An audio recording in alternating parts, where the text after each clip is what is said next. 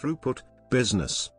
Throughput is rate at which a product is moved through a production process and is consumed by the end user, usually measured in the form of sales or use statistics.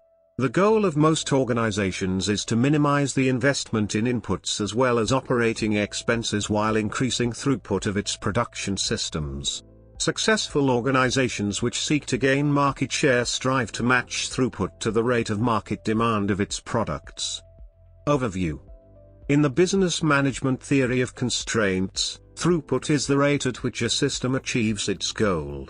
Oftentimes, this is monetary revenue and is in contrast to output, which is inventory that may be sold or stored in a warehouse. In this case, throughput is measured by revenue received, or not, at the point of sale, exactly the right time. Output that becomes part of the inventory in a warehouse may mislead investors or others about the organization's condition by inflating the apparent value of its assets. The theory of constraints and throughput accounting explicitly avoid that trap. Throughput can be best described as the rate at which a system generates its products or services per unit of time. Businesses often measure their throughput using a mathematical equation known as Little's Law, which is related to inventories and process time, time to fully process a single product.